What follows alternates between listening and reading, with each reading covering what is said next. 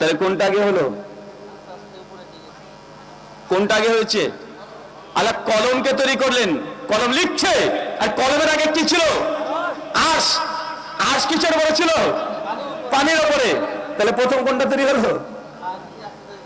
প্রথমে কি? আরে প্রথমে পানি। আরে কলমকে আল্লাহ তৈরি করেছে লেখার জন্য, সৃষ্টির এই দিক থেকে। তার আগে আল্লাহর আঁশ প্রেজেন্ট আছে, আর তার একবার পানির উপরে আঁশ আছে। এই জন্য ইমাম ইবনে তাইমিয়া, ইমাম ইবনে কাইয়িম সহ ইমাম তাহাবী আকাইদে তাহাবীর মধ্যে আলোচনা করছেন ইমাম ইজাল হানাফি রাহিমাহুল্লাহ। তিনি এই মাসালার যখন আলোচনা করতে গিয়ে বলছেন যে আমরা অনেকে মনে করি যে আল্লাহ প্রথমে কলম তৈরি করেছে, কেউ বলে নবী নূর তৈরি করেছে, কেউ বলে কলম তৈরি করেছে, কেউ বলে আরশ তৈরি করেছে প্রথম। কিন্তু আসল যেটা তৈরি হয়েছে সেটা হচ্ছে পানি, যেটা সহিহ বুখারীর 3191 নম্বর হাদিসে মজুদ আছে। তার মানে চাচা আমাদের মধ্যে ভুল ধারণা আছে না নাই? চাচা শুধু এই ভুল ধারণা নাই, অনেক রকমের ভুল ধারণা আছে। আচ্ছা, আপনাদের এলাকায় ক্ষেত খামারে গরু চড়ে? গরু, ওই যে হিন্দু রাজাকে মা বলে, ওই গরু চড়ে না? আচ্ছা, গরু যখন চড়ে একটা গাভী, মানে যে দুধ দেয়, হঠাৎ দেখবেন একটা সাপ এসে গরু দুধ খেয়ে পালিয়ে যায়, ওই সাপটার নাম কি বলেন আপনারা? কি নাম? দুধরাজ। বাবা রে বাবা, দুধরাজ কেন হয় ওটার নাম? ও দুধ খায় তার জন্য দুধরাজ। আচ্ছা, যারা মাধ্যমিক মানে ম্যাট্রিক পরীক্ষা দিয়েছেন তাদের কাছে প্রশ্ন, আচ্ছা সাপ কি দুধ খায়? সাপ কি দুধ খেতে পারে? আরে সাপ দুধ খেতে পারে না। আর সাপকে যদি জোর করে দুধ খাওয়াই দেন, ও 7 থেকে 8 ঘন্টা জীবিত থাকবে, তারপর চিৎপটা হয়ে মরে পড়ে থাকবে। কেন? কারণ সাপ দুধকে হজম করতে পারে না। দুধকে হজম করার জন্য শরীরে যে এনজাইম দরকার, যে পরিপাকতন্ত্রের দরকার সাপের শরীরে নাই, তাই জোর করে খাওয়ালেও সাপ বেঁচে থাকতে পারবে না। কিন্তু চাচা তাহলে কে দুধ খায়? মানুষ যে বলে দুধ খায়, আপনি কখনো দেখেছেন সাপকে দুধ খেতে? আরে খেতে পারে না। এখনকার যুগ আর ওরকম নাই যে ধুলিবালি দিয়ে চোখে বক্তব্য দিয়ে চলে যাবো। যে অভাব বুজুর্গ 3 মাসের রাস্তা 3 দিয়ে পাড়ি দিয়ে চলে গেল, গল্প করে চলে গেলাম, আর মানুষ বলে সুবহানাল্লাহ। ওই যুগ আর নাই। এই দেখেন এখন আছে মোবাইল। এখন ছেলেরা যদি পরীক্ষা করতে চায়, এখন গুগল ওখানে লিখতে শুরু করেছে, ও লিখছে। মানে এখন গুগলকে জিজ্ঞাসা করবে যে সাপ কি দুধ খায়, তাহলে গুগল হাফেজাহুল্লাহ উত্তর দেবে কি দেবে না? আর ও সরাসরি উত্তর দিয়ে দিবে। আরে গুগল তো ওল্ড ভার্সন।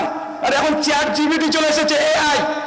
এখন চ্যাট জিপিটিকে ডাইরেক্ট যদি বলে দেয়, মামু বলো তো সাপ কি দুধ খায়, বিজ্ঞানসম্মত উত্তর দাও, চ্যাট জিপিটি দামাত বারকাতুহু আলিয়া ওর সঙ্গে সে অ্যান্সার করবে সাপ দুধ খেতে পারে না। এখন যুগ আর ওই যুগ না। কিন্তু এখন চাচা তাহলে সমাজে যে বলে সাপ দুধ খায়, আপনি দুধ দেন সহ। আমাদের ইন্ডিয়াতে কয়েক বছর আগে ভারতের উত্তর প্রদেশে একটা জায়গা আছে নাগ মাতা মন্দির। কেন? কারণ হিন্দু দাদারা সাপকে দেবতা মনে করে, নাগ মাতা বলে পুজো করে। ওই যে মনসা আছে না, মনসা পূজা বেহুলা লক্ষিন্দর আপনার নাটক সিরিয়ালেও দেখেছেন। ওই যে সাপের দেবী হচ্ছে মনসা। শিবের দেখবেন গলাতে সাপ জড়িয়ে আছে, নাগ মাতা তারা পুজো করে। আর ওই মন্দিরে প্রতিদিন লাখ লাখ কেজি দুধ হিন্দু ভক্তরা সে ঢেলে দিয়ে যায়। তো ইন্ডিয়ান কিছু বিজ্ঞান মনস্ক কিছু হিন্দু ব্যক্তিরা আছে, ওরা তখন চিন্তা করে দেখছে আরে বিজ্ঞানে আমরা পড়েছি সাপ দুধ খায় না, কিন্তু দুধ দিলে যায় কোথায়? প্রতিদিন হাজার হাজার কেজি দুধ যায় কোথায়?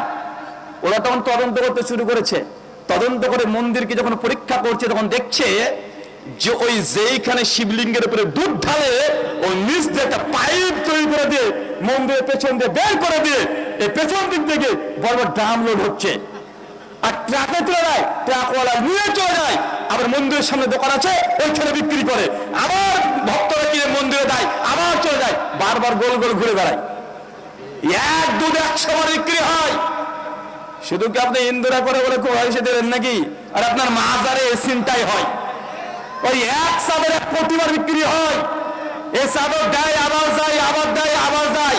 চাদরের মোমবাতি 1,00,000 বার বিক্রি হয়। হয় কি হয় না? কথা বলেন। আরে সেম সেম জিনিস আমাদের ভারতবর্ষের যিনি জওহরলাল নেহরু, তো একটা বই লিখেছেন দ্য ডিসকভারি অফ ইন্ডিয়া, এটা উর্দুতে অনুবাদ করা হয়ে গেছে। উনি গোটা ভারত ভূমিকে ঘুরে তিনি বলছেন মেরা নজদিক হিন্দু আর মুসলমান কি নজদিক কোনো ফার্ক নেই হ্যায়। বলছে আমার নিকটে হিন্দু আর মুসলমান মধ্যে কোনো পার্থক্য নাই, দেশ ভাগ করলি কে? আর দুজনকে তো সেমই দেখি। আরে আমরা দুর্গা পূজা করি, তোরা দরগাতে করিস। আরে একই তো ব্যাপার। আর দুর্গা দরগা একটা নারী মা, দরগা আছে বাপ। পার্থক্য কোথায় রে ভাই? আরে ওরা যখন আছে, ওরা দুর্গা মন্ডল কাছে গিয়ে মন্ত্র পাঠ করবে, ইয়া দেবী সর্বভূতেষু মাতৃরূপেষু সংস্থিতাঃ নমস্তাস্যৈ নমস্তাস্যৈ নমস্তাস্যৈ নমো নমঃ। মন্ত্র পাঠ শেষ হয়ে যাবে, হাতে দেবেন প্রসাদ চলে আসে, আসে কি আসে না? আপনি দরগাতে চলে যাবেন, ইয়া নবী সালাম আলাইকা, শেষ হওয়ার পরে আপনার হাত এখন তবারক চলে এসেছে, আছে না নাই? তো পার্থক্য কোথায়? এটা উনার প্রশ্ন, পার্থক্য কোথায়? মেরে নজদিক হিন্দু আর মুসলমান কি बीच में कोई फर्क नहीं है, কোনো পার্থক্য নাই। সম্মানিত সুধী, আপনার কষ্ট দিতে চাই না, সাপ চাচা দুধ খায় না, কিন্তু কাকে দুধ দিচ্ছে চিন্তা করেছেন? লাখ লাখ বছর ধরে হিন্দু ধর্ম, তারপরে মনে করেন সাপ দুধ খায় ভক্তিতে। ওরা বলে যে ভক্তির মধ্যে ঈশ্বরকে পাওয়া যায়, তুই যেইভাবে খোদাকে ডাকবে সেইভাবে পেয়ে যাবে। আরে ভাই, এটা যেইভাবে খোদাকে ডাকবে সেই খোদাকে পাওয়া যায় না। খোদাকে পাওয়ার জন্য একটা মাধ্যম আছে। কি আছে? আরে মাধ্যম আছে, যে কোরআনের মাধ্যমে, নবীর মাধ্যমে আল্লাহ দেখিয়ে দিয়েছে। অন্য কোন পথ যদি গ্রহণ করেন, সেই মাধ্যমে আল্লাহকে দেখা যায় না। আমার বাড়ির পাশে একটা মন্দির আছে, তো এই মন্দিরে কালী পুজো করা হয়। তো মন্দিরের পণ্ডিত যিনি আছেন তিনি বলেন যে এই মা কালী হচ্ছে জাগ্রত দেবী। জাগ্রত দেবী মানে মাঝে কালী পূজা নাকি হেঁটে হেঁটে ঘুরে বেড়ায়। তা আমারও সব যখন জাগ্রত একটা দেবী দেখবো, আমার বাড়িতে খুব বেশি না, ওই সর্বোচ্চ 11-12 কিলোমিটার হবে।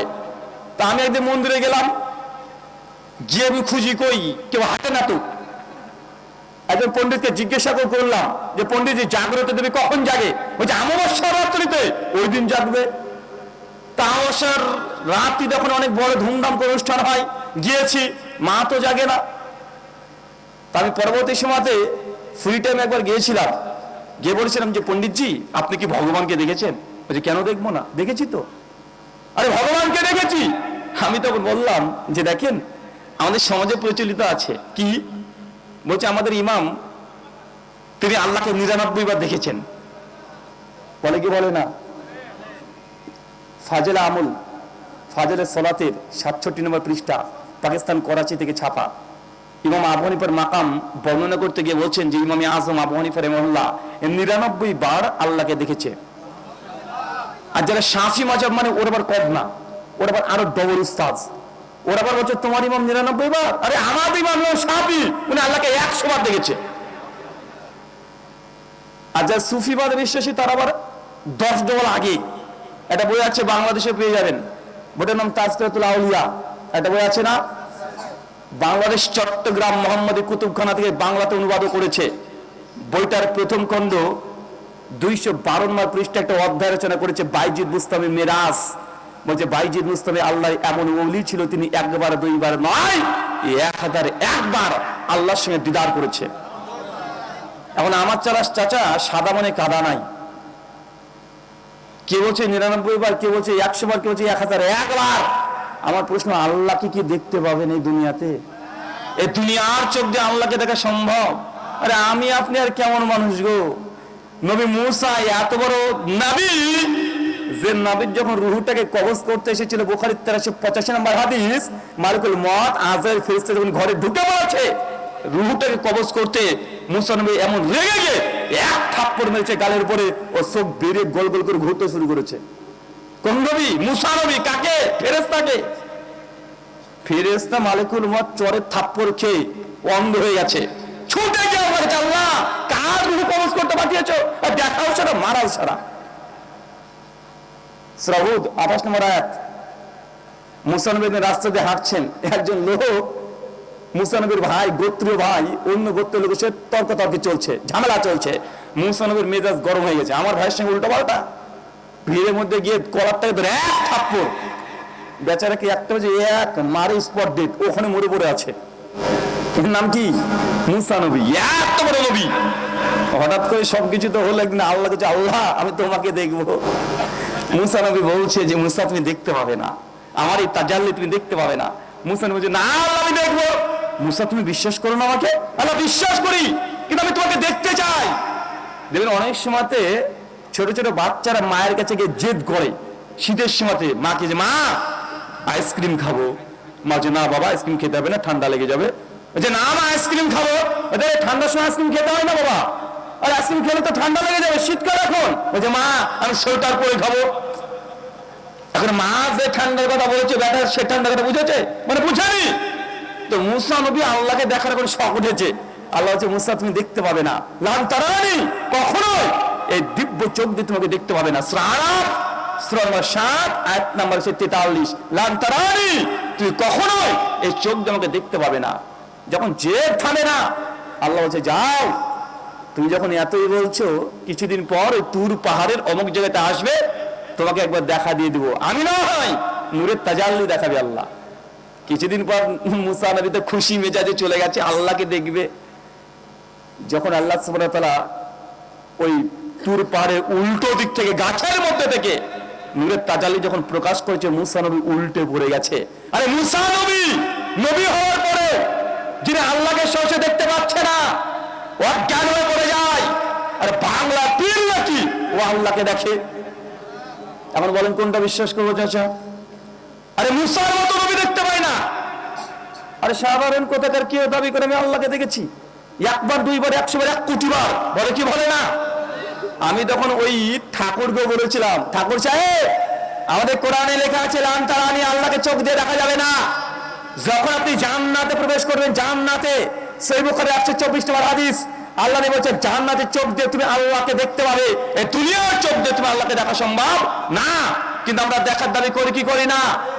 একই কথা লেখা আছে হিন্দুদের ধর্মগ্রন্থ কেন ও পরিষদ অধ্যায় 1 শ্লোক নম্বর 5 আর 6, একদম ব্রহ্মাজি তিনি বলছেন ঈশ্বরকে দেখা যায় কি যায় না। মন্ত্রপাঠ করবো, মন্ত্র বলছে দেখেন, এন্না মানসনা মানতে হুনা মাহুরমাতাম তদেব ব্রহ্মাত্মাম বিদ্দিনে দাং এদিদম উপাসতে এনা চক্ষত পশ্যতি এনা চক্ষত শিপাশ্যতি তদেব ব্রহ্মাত্মাম বিদ্দিনে দাং এদিদম উপাসতে। শোনো, যে ব্যক্তি বলে আমি মহান ঈশ্বরকে এই চোখ দ্বারা এনা চক্ষত পশ্যতি, এই চক্ষু দ্বারা পরিদর্শন করেছি, সে মূলত সত্যিকার ঈশ্বরকে দেখে নাই। কারণ যিনি সত্য ঈশ্বর হবেন তাদেব ব্রহ্মাত্মাম বিদ্দিনে দাং এদিটা উপাসতে, তাকে চোখ দিয়ে দেখা সম্ভব নয়। আল্লাহকে দেখতে পাবেন? কোন ঠাকুর যদি বলে আমি দেখেছি, আর কোন মৌলবীও যদি বলে আমি দেখেছি, দুজনই নির্ভেজাল মিথ্যুক। সহিহ বুখারী কিতাবুত তাওহীদ হাদিস 7380, আম্মাজান আয়েশার ফতোয়া, এটা আমার ফতোয়া নয়। তিনি বলছেন ওমান হাদাসাকা আন্না মুহাম্মদ সাল্লাল্লাহু আলাইহি সাল্লাম রাই রাব্বাহু ফাকাদ কাযাব, যে ব্যক্তি বলে স্বয়ং আল্লাহ নবীও মিরাজের রাত্রিতে আল্লাহকে স্বচক্ষে দেখেছে, সেই 1 নাম্বার মিথ্যুক। আমার নবীও সরাসরি আল্লাহকে দেখে নাই, মাঝখানে পর্দা ছিল। আর তোমার পীর সাহেব ডাইরেক্ট দেখে নিল। নবীর চাইতে পীরের মর্যাদা তোমার বেশি। একটা গল্প বলি, একটা গল্প, যদি এটা বাস্তবতার সঙ্গে কোনো মিল নেই, তবে অনেক ক্ষেত্রে এটা মিলে যায় ঘটনা। একজন দাবি করছে যে আল্লাহকে দেখা যায়, তো মানুষ তখন আল্লাহকে দেখা যায়, মানুষ অবাক যে আল্লাহকে দেখা যায়। আচ্ছা ঠিক আছে, দলে দলে মানুষ আসে, এসে আল্লাহকে দেখার জন্য আকাঙ্ক্ষা করে বসে থাকে। তো একজন পণ্ডিত ব্যক্তি এসেছে, এসে বলছে যে আপনি বলেন যে আল্লাহকে নাকি দেখান আপনি। তো ওই বুজুর্গ দাবি করছে হ্যাঁ আমি তো আল্লাহকে দেখি, আরে আল্লাহকে দেখাতেও পারবো। উনি বলছেন আপনি আল্লাহকে দেখাতেও পারবেন? বলছে হ্যাঁ দেখাতে পারবো। ঠিক আছে, তবে আমি আল্লাহকে দেখবো। এখন উনি তখন চলে এসেছেন আল্লাহকে দেখতে। তিনি শর্ত দিচ্ছেন, শোনেন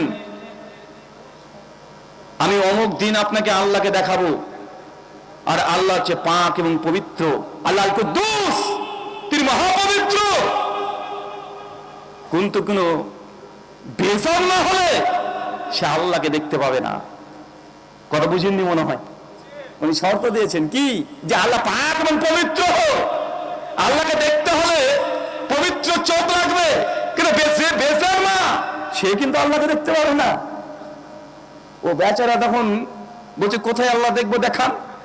উনি বলছে আমি যখন বলবো এদিকে তাকাতে আপনি তাকাবেন, আমি তাকবীর দেবো, সেই সময় আপনি আল্লাহকে দেখতে পাবেন। ঠিক আছে, এখন তাকাচ্ছে কিন্তু আল্লাহকে দেখতে পায় না। আর বুজুর্গ কই দেখেছেন, ও বেচার কিছু বলতে পারে না। কারণ মানুষ অনেক, যদি বলি না তাহলে প্রমাণ হয়ে যাবে কি ও বেজন্মা। বুঝতে পারলেন মনে হয়? যদি বলে দেখতে পাচ্ছি না রবকে, তাহলে কি হবে? সবার সামনে বেজন্মা প্রমাণ হয়ে যাবে। ওই যে দেখতে পাচ্ছেন, ওই যে ওই যে ওই জানলা, ওই জানলা। ও তখন বলছি যে কোন দিকে যায়? হ্যাঁ হ্যাঁ হ্যাঁ আমি দেখতে পাচ্ছি, দেখতে পাচ্ছি। তো আমাদের সমাজে এরকম ভেলকিবাজি হয়, কি হয়? এরকম ভেলকিবাজি চলে, মানুষকে এইভাবে বোকা বানানো হয়। আল্লাহ সুবহানাহু ওয়া তাআলা বোঝার তৌফিক দান করে, আমিন। সম্মানিত সুধী, সমাজের মধ্যে অনেক কথা প্রচলিত আছে যেগুলো সত্য না। আচ্ছা আরেকটা বলি, আচ্ছা বড়দিন কয় তারিখ? 25শে ডিসেম্বর। এই যে কয়দিন আগে চলে গেলেন, এক সপ্তাহ আগে। বড়দিন কি বড়দিন নয়?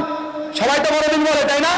আচ্ছা চাচা, শীতকালে দিন ছোট হয় না বড় হয়? দিন ছোট হয়। আর রাত কি হয়? রাত বড় হয়। তাহলে ডিসেম্বর মাস শীতকাল ছিল না গরমকাল ছিল?